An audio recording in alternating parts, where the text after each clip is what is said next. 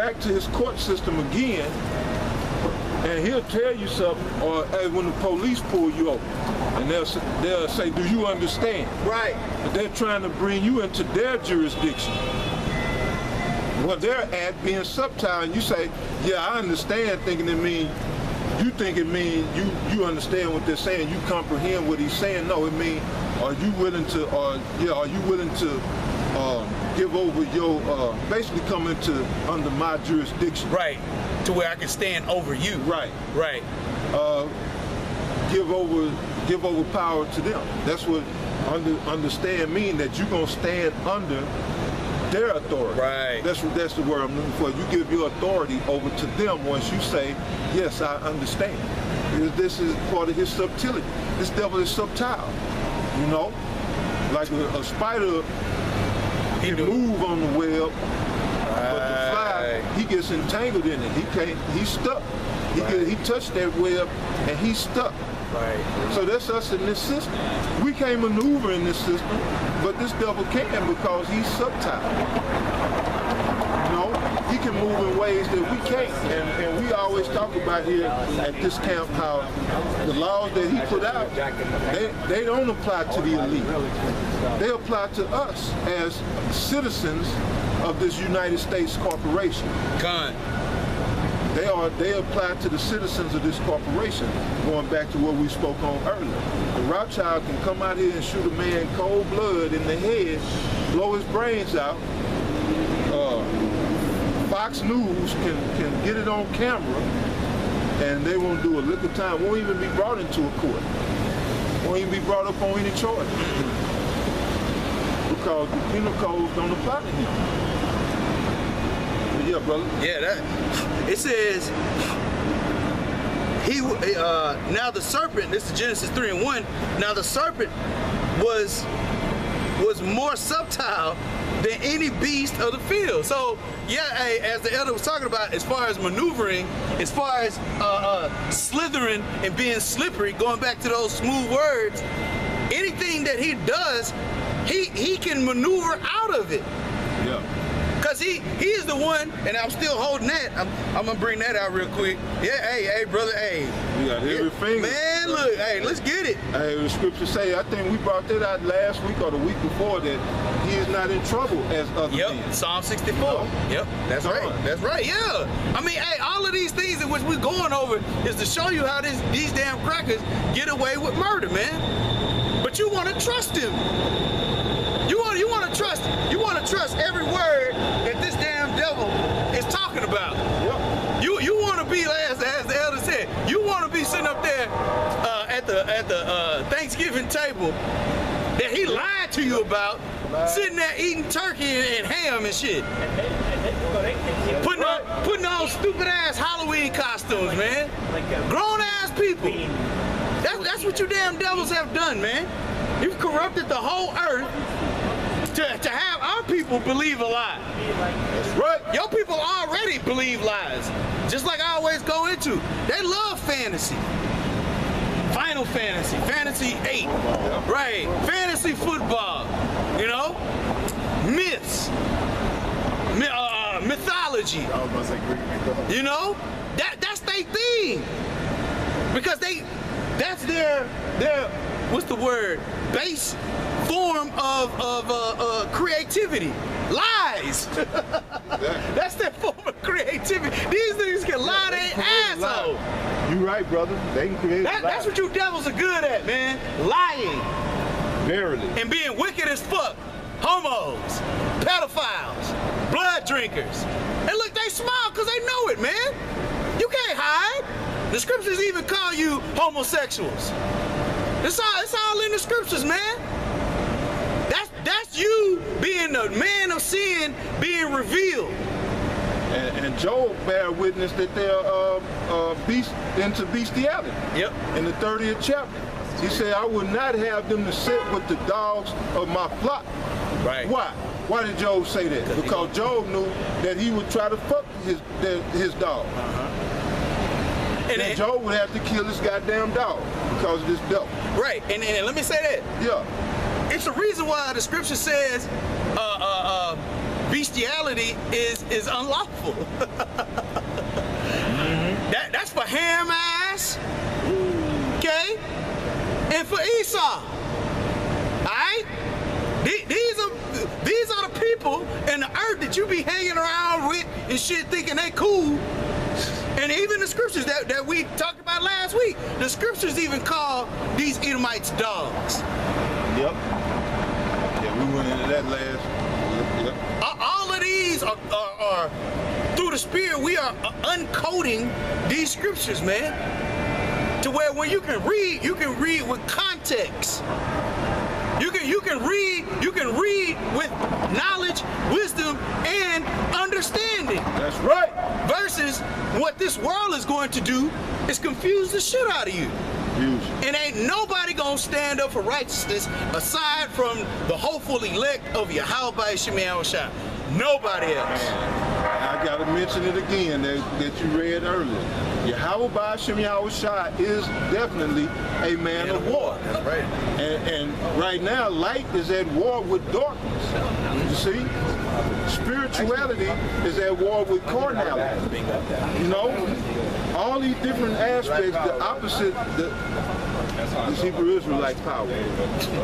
These different aspects of, I can't, it broke my concentration, but. You were talking about light and darkness? Light and dark, you know. You got they're clashing one against another. Right. So this is how the Most High is playing this thing out on the earth realm. Good against evil. Right. So you can understand. Good is at war with evil, man. So evil had its time to flourish. Right.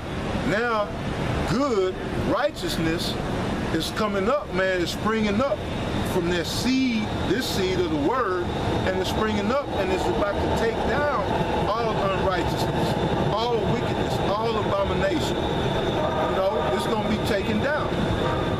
So, right, this is war. We are at war. And our ally is spirituality and righteousness.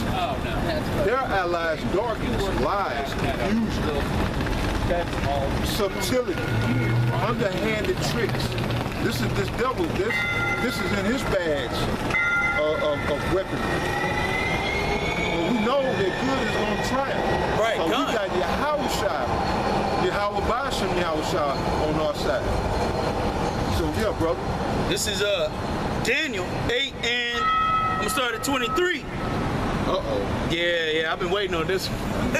I've been waiting on this one. Yeah. This is a hard scripture, man. It says, and in the latter time of their kingdom, when the transgressors are come to the full, a king of fierce countenance and understanding dark sentences shall stand up. Now this is going into Alexander the Greek or Alexander the Crete, Antiochus Epiphanes, all of when scriptures talk about how evils were multiplied in the book of Maccabees, the first Maccabees, this is talking about that kingdom and how all of these dark sentences were started to be pushed. You know, that falling away also is us. Esau creating darkness and us living in that darkness. You know, that's a part of our falling away as well. It says, verse 24, and his power, oh, and let me say this too, the Greeks, the Romans, all of those are Edomites for the most part, okay? So when I mention Greeks, people are like, oh, yeah, the Greeks in the Bible. Like, no, okay? We're making a clear distinction. These come from the seed of Javan, okay? Or Amalek or Edom, okay? In any of the sons of Esau, okay? It says, verse 24, and his power shall be mighty, but not by his own power. And he shall destroy wonderfully, and shall prosper and practice, and shall destroy the mighty and the holy people. Man, he shall prosper and practice. Practice. What is he practicing? His sorcery. Subtlety. His witchcraft. That's through that subtlety that we read about. Going back to his forefather, his progenitor, that serpent. See, this is what these devils do. They still do it to this day, man. Halloween, what you think they did a week or so ago? Yeah, they was practicing their craft. Yep, exactly. Yep, that's it. Yeah. Their power. Right, that's their power on the left-hand side. Right, which is lies, which is smooth words. They were like, man, we got to make this smoother. And they're trying to perfect that smoothness. Yeah, I mean, hey, that's why he in the labs all the time. He like, yeah, but it ain't smooth enough. We gotta make it smoother. You know, just like when you're drinking a high grade tequila or any type of alcohol, the more you distill it, the more you let it quote unquote age. Right? That's what Esau's doing. And the smoother it gets. Right. But he doing that shit in a cauldron, you know? A cauldron of nothing but lies. And every year, he's like, nah, dump some more in it. You're right. Dump some more in it, man. It ain't smooth enough. And we're talking about those smooth words that he's practicing. Because he used you, Jake, as guinea pigs. You know? As the elder has said, you know, our people weren't wearing no goddamn skinny jeans and shit, man. You know? Just even our whole wardrobe is completely different from what our ancient garments are. You know? And let me say this real quick, man, before I fail to mention it. You niggas that are going to the IUIC Passover and think that the Passover is just about garments, Yahweh Shemi Shai is going to destroy you goddamn idiots, man. Yeah, that's right. That shit was silly as hell, man. They got a commercial for garments, not about the Passover, not about the sacrifice that Yahweh Shai made. But the reason why I bring that up is because they don't have the name of Yahweh Shai. So of course they're not going to give honor to Yahweh Shemi Shai for the Passover. You gonna honor some garments? That's the main reason why you going to a Passover? Clowns? And like you say, to commercialize the Passover, Bingo. Man, bring it into the realm of Esau instead of the realm of Yahweh Ba'ashem Yahweh Shai. Hey, you guys got a question? We're just checking it out. Checking it out. Well, hey, come check out this other side of the sun. The sign? Yeah, check out the other side of the sun. That's the most important information to where you can learn your nationality. Not the lie in which Esau, the so-called white man, has told our people that you're Hispanic or that you're Mexican. You know? Go ahead. No, I was just gonna say all of those are lies that he crafted up to keep you away from your true identity. You got it. You know about Columbus, right? Christopher Columbus, he had a day a month or so ago. Well, you know he conquered your people. You know what happened, what went down on this side of the world before Columbus came over here? You and your people were speaking Hebrew. Right, because y'all are Hebrew Israelites. Y'all was forced to speak Spanish once you was conquered by the Spanish conquistadors. Right. Spanish is not your native tongue. That's right. Well, I know y'all got all that Latin pride and shit. Y'all not Latin. Right. Y'all are Hebrew Israelites. That's true. Right. And we are brothers. Right. We are brothers. If your line go back to Abraham, Isaac, and Jacob, because when Columbus was over here conquering, he also spread his wicked seed. Yep. So a lot of y'all actually go back to the white boy. And if you go back to the white boy, you're going into captivity. So you better hope your line go back to Abraham, Isaac, and Jacob, because that's the righteous line. That's the line You guys live streaming or just filming something or what? Yeah, we do live stream. Go ahead. What nationality would you be on the right side? Mexican, but yeah. You'd be Mexican? Yeah. Okay. You guys believe in the Bible though, right? Absolutely. See? That's what I'm saying. You see how easy that answer was? Now you ask most white people, do they believe in the Bible? Guess what they you know, Scientology. Well, you know, I need proof. You know what I mean? That's a common bond that we share. Absolutely. It is a respect for the Holy Scriptures.